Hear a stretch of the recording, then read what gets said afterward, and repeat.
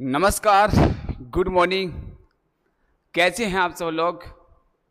आशा करता हूं कि आप सब लोग कुशल मंगल होंगे और आनंदमय होंगे। तो चलेगा, आज की करंट अफेयर्स की क्लास से पहले एक शानदार सी पंक्ति मोटिवेशनल सुना देता हूं। अच्छी लगे तो वीडियो को लाइक, शेयर और चैनल को सब्सक्राइब जरूर करें। पसीने में और पानी में फर्क होता है। पसीने में और पानी में फर्क होता है। पत्थर में और नगीने में भी फर्क होता है। मुर्दा घड़ी की तरह, मुर्दा घड़ी की तरह चलने वालों, मुर्दा घड़ी की तरह चलने वालों, सांस लेने में और जीने में भी फर्क होता है। तो चलेगा, वेलकम बैक। मैं दिलीप राय जायसवाल आपके अपने यूट्यूब चैनल में स्वागत, नंदन अभिनंदन करता हूं। तो आज का पहला प्रश्न है करंट अफेयर्स का।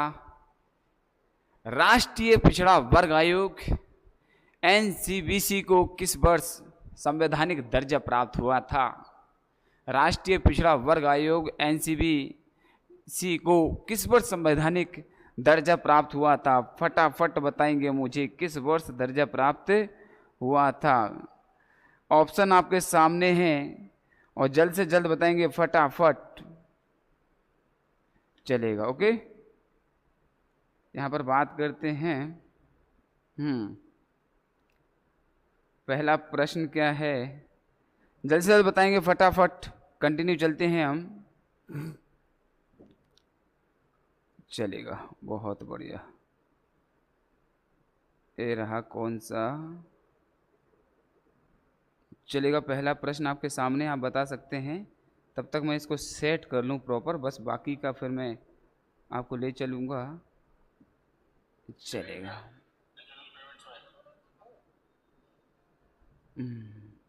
आवाज़ आ रही है? पहले आवाज़ सेट कर लूँ। परफेक्ट, कमेंट कर दीजिएगा ताकि मैं आपके साथ कुछ शेयर कर सकूं, बता सकूं। चलेगा, यहाँ पर पहला प्रश्न है, राष्ट्रीय पिछड़ा वर्ग आयोग एनसीबीसी को किस वर्ष संवैधानिक दर्जा प्राप्त किया गया था? तो देखिएगा, यहाँ पर पहला प्रश्न का उत्तर है 2018 में। कब किया गया था? 2018 में दिया गया था। कब? 2018। तो चलेगा, इसके एक्सप्लेनेशन देखते हैं। चलते हैं, यहाँ पर सही उत्तर है 2018। यहाँ पर क्या है, एक्सप्लेनेशन में चलते हैं। राष्ट्रीय पिछड़ा वर्ग आयोग जो एनसीबीसी है, इसका फुल फॉर्म होता है एनसीबीसी, ठीक है, और बैकवर्ड कास्ट होता है, ठीक है, national commission for backward caste, लिख सकते हैं national commission for backward caste, जिसे 2018 में संवैधानिक दर्जा प्राप्त हुआ।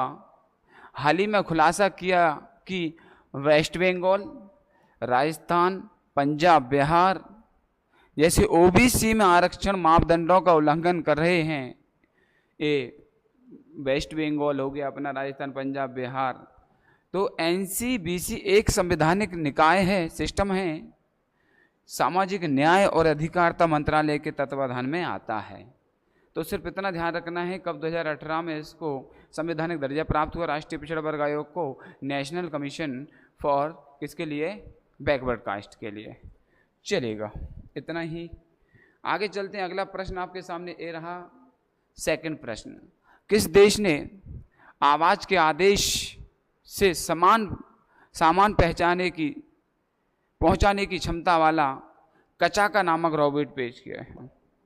रोबोट का नाम क्या है? कचाका। बस इतना पूछा जाएगा, कचाका रोबोट है। कचाका क्या है? एक रोबोट है, और जो क्या करता है, जैसे तुमको कोई सामान मंगाना है और आप उससे बोलेंगे कि एक मार्कर लेके आओ, अगर उसके इस प्रकार की रोज रेगुलर मार्कर लाता है तो मार्कर लेके आएगा। रेगुलर उस प्रकार की गतिविधि करेगा जो उसमें कमांड करके पहले से सेट की गई है। तो क्या कचा का। अब एक किस देश ने इसको डिजाइन किया, किसने बनाया है, तो यह प्रश्न आता है। तो बताइएगा सबसे पहले क्या आएगा। तो इसमें आएगा अपना जापान। क्या आएगा? जापान। क्या आएगा? जापान आएगा। क्या आएगा? जापान आएगा। चलेगा,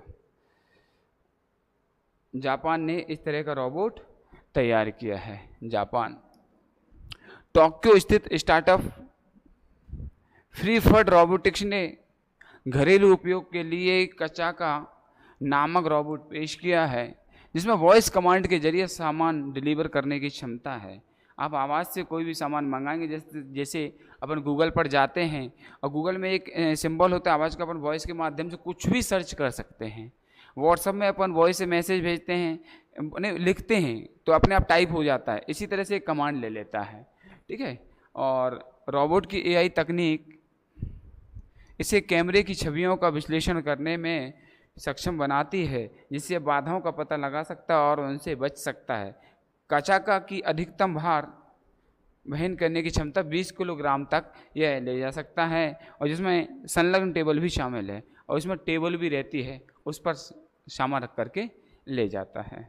चलेगा,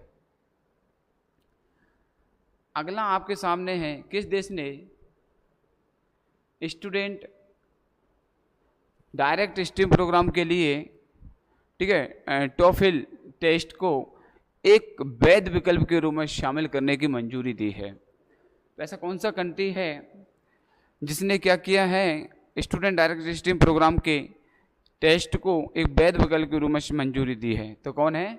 कनाडा। कौन हो जाएगा इसमें? कनाडा हो जाएगा। तो चलेगा, क्या हो जाएगा? कनाडा। तो Canada is the correct answer. Okay, चले लगा लीजिएगा। हमारा सही आंसर कौन सा हो गया? कनाडा। चलेगा, आगे चलते हैं, कंटिन्यू। कनाडा हो जाएगा। ओके, चलेगा, आगे बढ़ते हैं इसी क्रम में। कनाडा, ये हमारा हो गया कनाडा। अगला इसका एक्सप्लेन, इसमें कहा गया है immigration, refugees and citizenship Canada IRCC ने कनाडा में स्टूडेंट डायरेक्ट स्ट्रीम प्रोग्राम के तहत के लिए टोफिल टेस्ट स्कोर को वैध विकल्प के रूप में शामिल करने की मंजूरी दे दी है। और स्टूडेंट डायरेक्ट स्ट्रीम SDS एक ऐसा कार्यक्रम है जिसे कनाडा में पोस्ट सेकेंडरी शिक्षा के लिए नामित शिक्षण संस्थानों में दाखिला लेने के लिए इच्छुक अंतर्राष्ट्रीय छात्रों के लिए अध्ययन परमिट आवेदनों की प्रक्रिया में तेजी लाने के लिए डिजाइन किया गया है। बस इतना ही याद रखना है आपको कि जैसे इमिग्रेशन है, रिफ्यूजीज है, शरणार्थी वगैरह आते हैं, सिटीजनशिप कनाडा, तो एक तरह का एक प्रोग्राम है। कहाँ का है? कनाडा का। अगला प्रश्न आपके सामने, एक प्रश्न पूछा भी गया है, तो हल्दीमीर क्या है? बस इतना पूछा जाए, हल्दीमीर क्या है? 4 ऑप्शन दिए हैं आपके साथ, रोबोट है, व्हेल है, ईगल है, घोड़ा है, जिस पर रूसी जासूस होने का संदेह है। चलेगा, देखते हैं क्या है। एक क्या है? व्हेल है। क्या है? व्हेल मछली है, व्हेल। चलेगा, एक इसके डिस्क्रिप्शन में पढ़ते हैं क्या है। इसका सही उत्तर है व्हेल, वाल्डीमीर। ठीक है, वाल्डीमीर क्या है? एक वेलुगा व्हेल को दिया गया नाम है। कौन सी व्हेल को नाम दिया गया है? वेलुगा। चलेगा, लिख लेना, वाल्डीमीर वेलुगा व्हेल को दिया गया एक नाम है, जिसके बारे में संदेह है कि वह रूसी जासूस है। ऐसा कहने को है कि रूस ने इस तरह की डिज़ाइन किया है। इसे हाल ही में स्वीडिश तट पर देखा गया था। कहाँ पर? स्वीडिश तट पर देखा गया था। इससे पहले अप्रैल 19 में उत्तरी नॉर्वे में कैमरा हार्नेस पहने हुए देखा गया था। अमेरिकी नौसेना ने जासूसों के रूप में डॉल्फिन और समुद्री शेरों का इस्तेमाल किया है।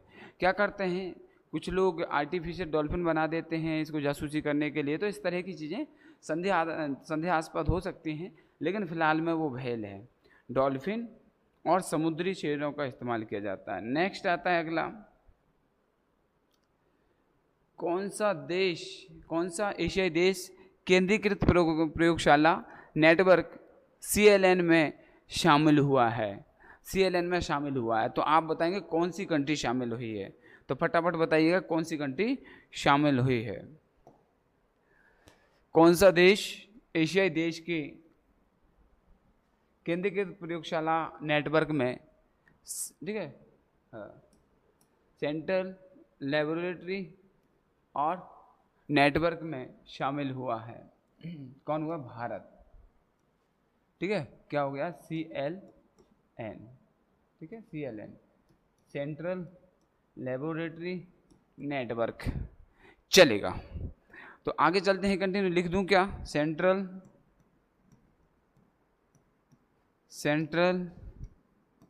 लेबोरेटरी,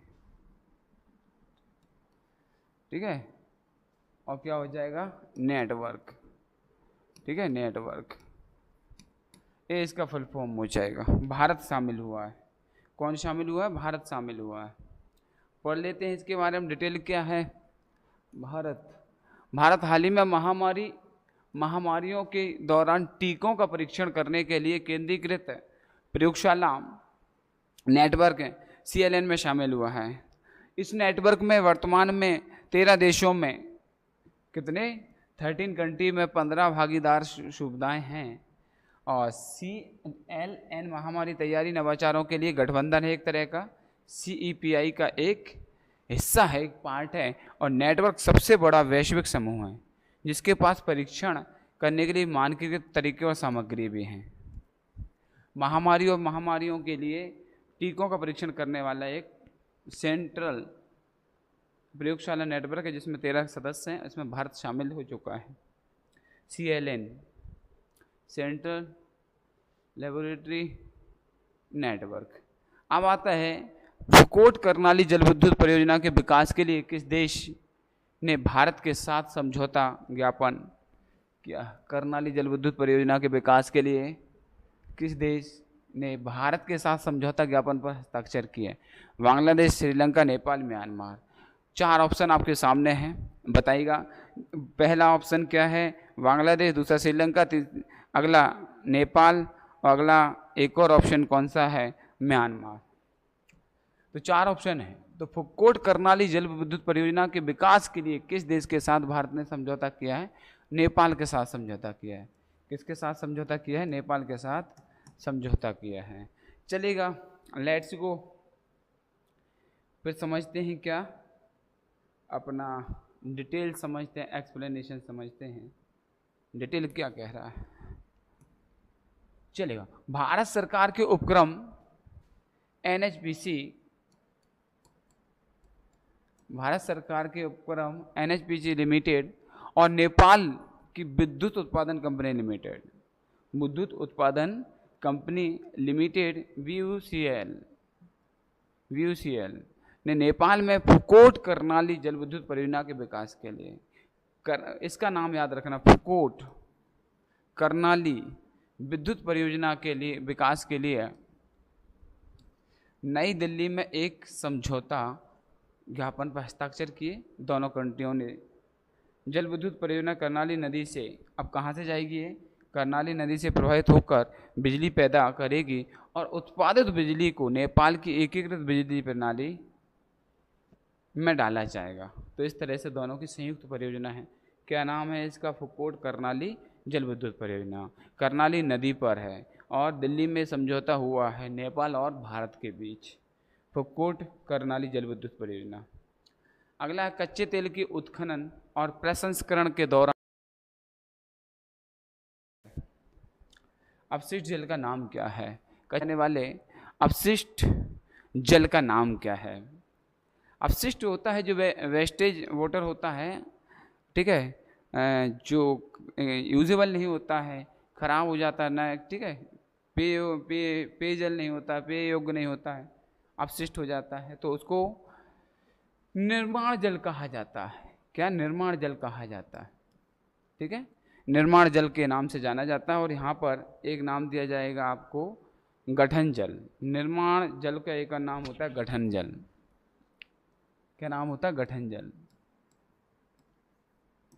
गठन जल कहा जाता है। फॉर्मेशन वाटर, ये फॉर्मेशन वाटर भी कहा जाता है। निर्माण जल को फॉर्मेशन वाटर, गठन जल अपशिष्ट जल है जिसे कच्चे तेल की खुदाई और प्रसंस्करण के दौरान निपटाया जाता है। जब कच्चा तेल की खुदाई करते हैं, ठीक है, और उस दौरान प्रसंस्करण करते हैं तो इसको निपटाया जाता है। इस पानी को बहाल करने के लिए प्लांट वेस्ट बायोमटेरियल,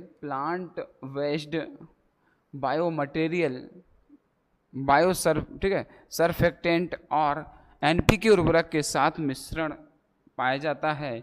इसकी खोज इंस्टीट्यूट ऑफ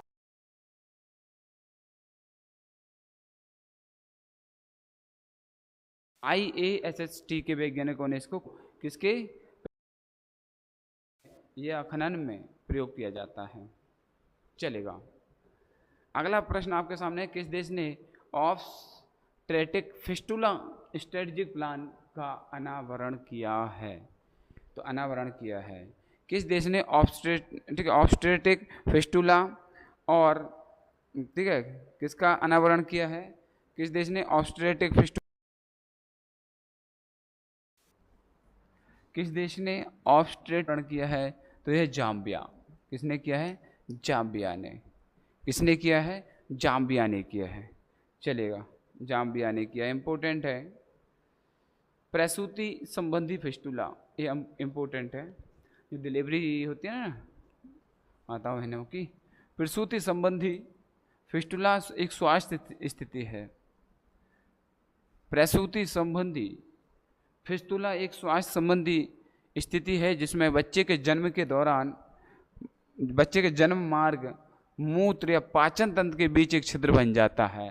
फिस्टुला एक तरह का डिसीजेस है, और जब माताएं बहनें जन्म देती हैं बच्चे को, तो बच्चे का जो मार्ग होता है जहाँ से निकल के आता है, और मूत्र मार्ग होता है, पाचन तंत्र होता है, पाचन तंत्र, मूत्र मार्ग, बच्चे का मार्ग, इनके बीच में एक छिद्र हो जाता है, हॉल हो जाता है, उसी को कहा जाता है फिस्टुला, और एक प्रसूति संबंधी एक स्वास्थ्य स्थिति है। जाम्बिया ने हाल ही में 22 से 26 की अवधि के लिए प्रसूति संबंधी फिस्टुला रणनीतिक योजना का अनावरण किया है। 23 मई को जाम्बिया कंट्री प्रसूति संबंधी फिस्टुला उन्मूलन के लिए अंतर्राष्ट्रीय दिवस मनाया है, जिसका विषय था 20 साल बाद, थीम थी प्रगति लेकिन पर्याप्त नहीं। प्रगति तो हुई है पर पर्याप्त नहीं है। जो चाह रहे थे उन्नति हुई है, प्रोग्रेस हुई है, पर वो कैसी है? सीमित है। 2030 तक फिस्टुला को समाप्त करने के लिए अभी कार्य करें, और 18 तक देश में 33,000 से अधिक महिलाएं और लड़कियां प्रभावित थी। 2018 तक कितनी? 33,000 महिलाएं फिस्टुला से प्रभावित थी। इसका उन्मूलन करना है, इसको जड़ से निपटाना है, इसलिए इस पर काम किया जा रहा है। और कौन सा प्रोग्राम चलाया जा रहा है, कौन सी योजना चलाई जा रही है? प्रसूति संबंधी फिस्टुला रणनीतिक योजना। ये जाम्बिया में प्रारंभ हुआ। हाल ही में किस देश ने देशभक्ति विधेयक पारित किया है? हाल ही में एक देश ने देशभक्ति विधेयक पारित किया जो चुनाव से पहले सरकार की आलोचना पर हो। जैसे ही देशों में इलेक्शन होते हैं, चुनाव आते हैं, उस दौरान जो वर्तमान सरकार होती है उसके खिलाफ काफ़ी कह सकते हैं आलोचनाएं हैं, ब्लेम है, आरोप प्रत्यारोप की राजनीति स्टार्ट हो जाती है उनकी योजनाओं पर। इस तरह से काफ़ी आलोचनाएं, आरोप लगाए जाते हैं। अगर कोई भी व्यक्ति हालिया सरकार है, वर्तमान सरकार है, उस पर आलोचना करता है तो उसके लिए प्रावधान बनाए गए हैं, कुछ चलते हैं। तो हाल ही में किस देश ने देशभक्ति विधेयक पारित किया है? देशभक्ति विधेयक पारित किया है जो चुनाव के पहले सरकार की आलोचना पर रोक लगाता है। भारत, जिम्बाब्वे, चीन और उत्तर कोरिया। तो अपना हो जाएगा जिम्बाब्वे। क्या हो जाएगा? जिम्बाब्वे। जिम्बाब्वे ने ऐसा किया है। किसने? जिम्बाब्वे ने ऐसा किया है। राष्ट्रभक्ति विधेयक पास किया है जिम्बाब्वे ने। चलेगा, राष्ट्रभक्ति विधेयक कैसा पास किया है? देखो यहाँ पर, ऐसा हमारे देश में होना चाहिए कि नहीं, ये कमेंट करके बताएंगे आप। चलेगा, जिम्बाब्वे की संसद ने हाल ही में देशभक्ति विधेयक पारित किया जो अगस्त में होने वाले राष्ट्रपति संसदीय चुनावों से पहले सरकार की आलोचना पर रोक लगाता है। राष्ट्रपति चुनाव, संसदीय चुनाव से पहले सरकार की आलोचना पर रोक लगाता है। इस कानून का उल्लंघन करने पर 20 साल की कैद हो सकती है। अगर वर्तमान सरकार पर कोई आरोप प्रत्यारोप लगाता है, आलोचना करता है, तो उसको 20 साल की सजा होगी। अगर यही नियम भारत पर लागू हो, सपोज दैट, तो कमेंट करके बताएं कितने साल की सजा होनी चाहिए और क्या होना चाहिए। क्या यह इस प्रकार का कानून जरूरी है या नहीं है? यह कमेंट का विषय हो और आपके स्वविवेक पर और आपके सोच पर यह वाकई में ज़रूरी है यह भारत में लागू करने की, तो ये कमेंट करके आप बताएंगे, फिर इसके बाद हम चर्चा करेंगे। यह उस भाषण को अपराध मानता है, किसको? जो देश की सकारात्मकता, छवि और अखंडता या प्रतिष्ठा को नुकसान पहुंचाता है। किसी ने भाषण दिया, ऐसा देश के प्रति दे दिया, किसी राजनेता के प्रति दे दिया, सरकार में जो बैठे राष्ट्रपति, प्रधानमंत्री, उनके प्रति कोई ऐसा सकारात्मकता, छवि और अखंडता, प्रतिष्ठा को नुकसान पहुंचाता है, तो उस पर इस प्रकार का यह नियम लागू होगा और उस सजा का, उस पर इस प्रावधान को मानना पड़ेगा और इसके आधार पर 20 साल की सजा दी जाएगी। तो आप कितनी सजा मांगते हैं भारत में अगर इस तरह का कोई भी लॉ आ जाता है? तो चलेगा। आगे बात करते हैं। अगला है, किस देश ने अकेलेपन और सामाजिक अलगाव से निपटने के लिए कानून को मंजूरी दी है? अकेलेपन और सामाजिक अलगाव से निपटने के लिए मंजूरी दी है, तो ये जल्द से जल्द फटाफट लगा देंगे, ज़्यादा इंपॉर्टेंट नहीं है। जापान ने अकेलेपन और सामाजिक अलगाव से निपटने के लिए, किसने? जापान ने। किसने? जापान ने। आगे चलते हैं, बस थोड़ा सा पढ़ लेना, ज़्यादा इंपॉर्टेंट। जापानी संसद देखिए, जापानी संसद के ऊपरी सदन ने हाल ही में अकेलेपन और सामाजिक अलगाव से निपटने के लिए कानून को मंजूरी दे दी। यह अगले साल अप्रैल से लागू होगा। 22 में देश भर में 16 वर्ष या उससे अधिक आयु के लोगों के लिए किए गए एक सर्वेक्षण में उत्तरदाताओं में से 40, अब देखो क्या प्रावधान है इसके, क्या नहीं है, वो अपने काम का नहीं है। बस इतना ही है कि किसने किया है? जापान ने किया है। संविधान के किस अनुच्छेद के अनुसार राज्य सरकारों को, ये इम्पोर्टेंट है, बहुत ही इम्पोर्टेंट है, अपने काम का इम्पोर्टेंट है।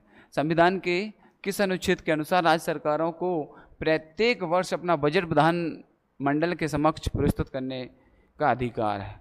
51 नहीं है, ये मूल अधिकारों में आता है, मूल कर्तव्यों में आता है। 101 नहीं है, 102। अनुच्छेद 102, ठीक है, के अनुसार राज्य सरकारों को प्रत्येक वर्ष अपना बजट पेश करने का विधानमंडल के समक्ष प्रस्तुत करने का अधिकार है। किसके अंतर्गत? 202 के अंतर्गत। 202 के अंतर्गत। किसके अंतर्गत? 202 के अंतर्गत। संविधान के अनुच्छेद 202 के अनुसार राज्य सरकारों को हर साल विधानमंडल के समक्ष बजट पेश करना होता है। 202 के अंतर्गत विधानसभा के समक्ष अपना बजट पेश करना होता है।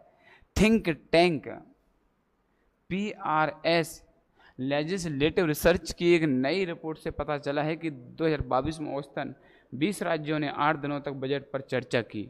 8 दिनों तक चर्चा की 20 राज्यों ने। देश भर में राज्य विधानसभाओं की बैठक 22 में औसतन 21 दिनों तक चली। तो ठीक है, बस आपसे अनुच्छेद ही पूछेगा और ज़्यादा कुछ नहीं पूछेगा।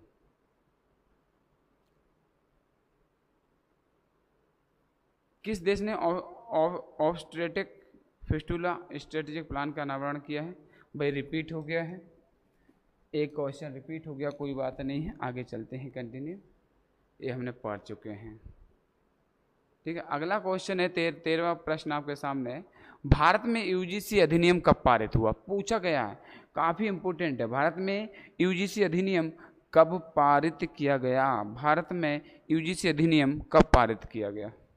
भारत में UGC अधिनियम कब पारित किया गया? भारत में UGC अधिनियम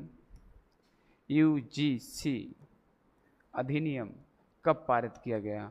ये 1956 में पारित किया गया। भारत में UGC अधिनियम कब पारित किया गया? 1956 में पारित किया गया। चलिएगा, पढ़ लेते हैं हल्का फुल्का उसके बारे में। तो यहाँ पर बात करते हैं 1956। केंद्रीय शिक्षा मंत्री धर्मेंद्र प्रधान ने आज UGC विश्वविद्यालय माने जाने वाले संस्थान विनियम 23 जारी किया है। तो 23 में इसको फिर से जारी किया। 1956 में इसको पारित किया गया था। यूजीसी अधिनियम 56 के अनुसार, देखना यहाँ पर इम्पोर्टेंट, केंद्र सरकार विश्वविद्यालयों के अलावा 56 के अनुसार विश्वविद्यालयों के अलावा किसी भी अन्य संस्थान को विश्वविद्यालय माने जाने वाले संस्थान का दर्जा दे सकती है। अगर कोई अन्य संस्थान है उसको विश्वविद्यालय मानना है तो दर्जा दे सकती है। नई विनिमय विश्वविद्यालय को गुणवत्ता उत्कृष्टता पर ध्यान केंद्रित, लेकिन उसकी गुणवत्ता अच्छी हो, उत्कृष्टता पर ध्यान देना है। शोध पारिस्थितिकी तंत्र को मजबूत करने, उच्च शिक्षा परिदृश्य को बदलने में दीर्घकालिक प्रभाव डालने के लिए प्रोत्साहित करेंगे। अगर इन पर खरा उतरता है तो उसको विश्वविद्यालय का दर्जा दिया जा सकता है। लेकिन यूजीसी अधिनियम कब का है? 1956 का है। फिर रिवाइज कब किया जा रहा है? 2023 में। गैलरी टेस्ट जो समाचारों में देखा गया था, एक रक्त परीक्षण है जो किस बीमारी का पता लगाता है। ये क्या है? एक ब्लड टेस्ट है। ब्लड क्या है? Gallery test. गैलरी टेस्ट क्या है? कैंसर का पता लगाता है, कोविड का पता लगाता है, मधुमेह का लगाता है, हाई ब्लड प्रेशर का लगाता है। किसका पता लगाता है? Gallery test. बताइएगा। गैलरी टेस्ट जो समाचारों में देखा गया एक रक्त परीक्षण है। क्या है? ब्लड टेस्ट है। किसका पता लगाता है? कोविड का? नहीं। मधुमेह का? नहीं। ये डायबिटीज होता है। ब्लड प्रेशर का टेस्ट करते हैं? नहीं। तो इसमें हम कैंसर का पता करते हैं। इससे क्या करते हैं? गैलरी टेस्ट से कैंसर का पता करते हैं ब्लड टेस्ट के माध्यम से। तो किसका पता करते हैं? कैंसर। कैसे, क्या है देखते हैं। आपका ऑप्शन तो सही हो गया है। क्या हो गया? ब्लड कैंसर, वो कैंसर। गैलरी परीक्षण या टेस्ट एक बहु कैंसर रक्त परीक्षण है। गैलरी परीक्षण टेस्ट एक बहु कैंसर रक्त परीक्षण है जो 50 से अधिक प्रकार के कैंसरों का पता लगाता है। गैलरी टेस्ट में कई सारे कैंसर की जो ठीक है उसके टाइप्स हैं उनका पता लगा सकता है। इस परीक्षण ने इंग्लैंड और वेल्स में 5000 लोगों में से 66% में ट्यूमर का प्रभावी ढंग से पता लगाया। ट्यूमर का पता लगाया और ट्यूमर होना ही कैंसर होता है। उन सकारात्मक मामलों में से 85% में इसने कैंसर के मूल स्थान का भी पता लगाया कि ये कहाँ से उत्पन्न हुआ है, ठीक है, किस तरह से अवांछनीय वृद्धि हुई है सेलों में, कोशिकाओं में। और गैलरी परीक्षण अनुवांशिक कोड के बिट्स में अलग अलग परिवर्तनों की तलाश करता है जो विभिन्न कैंसर से लीक होते हैं और फिर उस पर धीमे से उस पर उपचार किया जा सकता है। ठीक है, वहाँ पर सर्जरी वगैरह की जा सकती है। पुरुष जूनियर एशिया कप 23 का खिताब किस देश ने जीता? पुरुष जूनियर एशिया कप का खिताब किस देश ने जीता? बताइएगा फटाफट, देखते रहते हैं ना आप लोग, बताइएगा। भारत ने, पाकिस्तान ने, दक्षिण कोरिया ने, मलेशिया ने, और या फिर 4 ऑप्शन है। पुरुष जूनियर एशिया कप 2023 का खिताब किस देश ने जीता? किस देश ने जीता? भारत ने जीता। चलेगा, भारत ने जीत लिया। T20 वर्ल्ड कप भी भारत जीत गया। आपके अनुसार जो T20 वर्ल्ड कप हुआ है 29 जून को, उसमें सबसे बड़ा योगदान भारतीय टीम की तरफ से किसका है? तो बताइएगा, कमेंट का विषय है, या आप उसको किस तरह से देखते हैं। चलेगा। भारतीय हॉकी टीम ने ओमान के सालालाह में, नाम अच्छा है, भारतीय टीम ने ओमान के सालालाह में पुरुष जूनियर एशिया कप 23 के फाइनल में पाकिस्तान को 2-1 से जीत दर्ज की। पाकिस्तान को 2-1 से हराया और अपने खिताब का सफलतापूर्वक बचाव किया। अरिजीत सिंह हुंदल पुरुष जूनियर एशिया कप हॉकी 23 में 8 गोल के साथ भारत के शीर्ष स्कोरर रहे और पुरुष जूनियर एशिया कप में भारत का चौथा खिताब। ये चौथी बार जीते हैं। इससे पहले 4 में, 8 में और 15 में भी भारत ने खिताब जीता है और अभी 24 में जीता है। अब आता है फार्मास्यूटिकल इंस्पेक्शन कन्वेंशन और फार्मास्यूटिकल इंस्पेक्शन कोऑपरेशन स्कीम्स का मुख्यालय कौन सा शहर है? आपको पता है ज़्यादातर ऑलमोस्ट जिनेवा ही होते हैं, ठीक है। बहुत सारी ऐसी इंटरनेशनल ऑर्गेनाइजेशंस हैं, इंस्टीट्यूशंस हैं जहाँ पर जिनेवा ठीक है, स्विट्जरलैंड का एक शहर है, तो वहीं पर होता है। चलेगा, आगे बात करते हैं। जिनेवा तो है ही, फटाफट बताइएगा। ओके, कंटिन्यू बताएंगे मुझे। चलेगा, बढ़ते हैं आगे। Geneva Bharat pharmaceutical inspection convention और फार्मास्यूटिकल इंस्पेक्शन कोऑपरेशन स्कीम में शामिल होने की योजना बना रहा है। इसका मुख्यालय जिनेवा स्विट्जरलैंड में है। यह एक वैश्विक व्यवस्था है जो अपने चिकित्सा उत्पादों की गुणवत्ता में सुधार के लिए अच्छे विनिर्माण प्रथाओं में देशों और नियामक प्राधिकरणों के बीच सहयोग को बढ़ावा देती है। तो ये ध्यान रखना है कहाँ पर इसका मुख्यालय, जेनेवा स्विट्जरलैंड में है। यहाँ पर एक प्रश्न आता है, भारत रैंकिंग 23 के अनुसार किस संस्थान ने समग्र श्रेणी में अपना पहला स्थान बरकरार रखा है? कई सालों से लगातार जो मद्रास IIT है टॉप पर रहा है, शीर्ष स्थान पर रहा है, पीक पॉइंट पर रहा है। भारत रैंकिंग 23 के अनुसार किस संस्थान ने समग्र श्रेणी में अपना पहला स्थान रखा है? IIT Madras. Indian institute of technology Madras इस खिताब को अपने नाम पर बरकरार रखे हुआ है, IIT मद्रास। शिक्षा और विदेश राज्य मंत्री द्वारा हाल ही में इंडिया रैंकिंग 23 जारी की गई है। शिक्षा मंत्रालय द्वारा 15 में विकसित राष्ट्रीय संस्थागत रैंकिंग फ्रेमवर्क NIR करके एक रैंकिंग जारी करने वाला फ्रेमवर्क है। National institutional ranking framework, national institutional ranking framework पर आधारित है। NIRF, N से नेशनल, I से इंस्टीट्यूशनल, R से रैंक और F से फ्रेमवर्क। भारतीय प्रौद्योगिकी संस्थान Indian institute of technology Madras IIT ने लगातार 5वें वर्ष यानी 19 से लगातार 23 तक समग्र श्रेणी में अपना पहला स्थान बरकरार रखा है और इंजीनियरिंग में लगातार 8वें वर्ष यानी 16 से 23 तक अपना स्थान बरकरार रखा है। तो ये क्या है, समग्र श्रेणी में लगातार 19 से पहले स्थान पर है और इंजीनियरिंग में 16 से लगातार इस पद पर विराजमान है मद्रास। भारत का पहला अंतर्राष्ट्रीय क्रूज पोत हाल ही में किस देश के लिए रवाना किया गया है?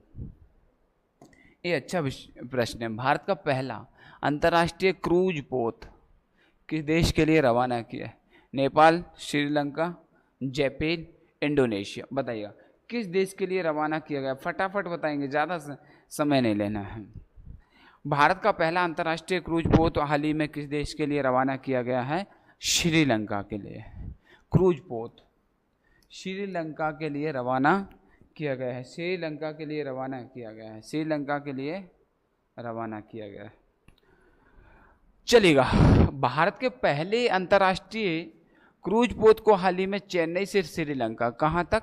भारत के चेन्नई से श्रीलंका रवाना किया। चेन्नई में अंतर्राष्ट्रीय क्रूज पर्यटन टर्मिनल, अंतर्राष्ट्रीय क्रूज पर्यटन टर्मिनल प्रतीक है शुरुआत का। MV एम्प्रेस क्रूज की क्षमता जो है 3000 यात्रियों को ले जाने की क्षमता है और ये श्रीलंका में 3 बंदरगाहों, कौन से नाम ही इतने अच्छे हैं, त्रिकोणमल्ले, हम्बनटोटा, जाफना के बारे में कई बार पूछा गया है। तो जाफना देखना क्या है, बंदरगाह है। जाफना क्यों प्रसिद्ध है, क्यों फेमस है, ये कमेंट का विषय है। चलेगा, अब बात करते हैं संचार क्षेत्र यांत्रिक परिवहन बटालियन। संचार क्षेत्र यांत्रिक परिवहन बटालियन का प्रभाव संभालने वाली सेना सेवा कोर की पहली महिला अधिकारी कौन है? पहली महिला अधिकारी कौन है बताएंगे। और सिंपल है, बिल्कुल भी बता सकते हैं आप कौन है। ये है कर्नल सुचिता शेखर। कौन है? कर्नल सुचिता शेखर, कर्नल सुचिता शेखर। चलेगा, इसके बारे में, इनकी उपलब्धियां, भूमियों के बारे में थोड़ा सा पढ़ लेते हैं। ए है कर्नल सुचिता शेखर। कर्नल सुचिता शेखर ने सेना सेवा कोर में संचार क्षेत्र के आंतरिक परिवहन बटालियन की कमान संभालने वाली पहली महिला अधिकारी बन गई हैं। इतिहास रचित यह है। चलेगा, कमान के लिए आपूर्ति श्रृंखला के सुचारू संचालन को सुनिश्चित करने और इसकी परिचालन क्षमता को बनाए रखने में, बस इतना ही याद रखना आपको। कौन? सुचिता शेखर। ठीक है। अब आता है इको विजाग अभियान। किस राज्य या केंद्र शासित प्रदेश में शुरू किया गया है? इको विजाग अभियान। इको विजाग अभियान, ध्यान रखना, बस नाम याद रखना। तेलंगाना, आंध्र प्रदेश, केरल, तमिलनाडु। तेलंगाना, आंध्र प्रदेश, केरल, तमिलनाडु। तेलंगाना, आंध्र प्रदेश, केरल, तमिलनाडु। इको विजाग अभियान किस राज्य केंद्र शासित प्रदेश ने अभी हाल ही में, ठीक है, लॉन्च किया है? ये आता अपना आंध्र प्रदेश। क्या आता है? आंध्र प्रदेश। तेलंगाना विजयवाड़ा, ठीक है, केरल कोची, तमिलनाडु चलेगा चेन्नई। अब यहाँ पर बात करते हैं हम आंध्र प्रदेश की। आंध्र प्रदेश की बात करते हैं। ओके, आंध्र प्रदेश।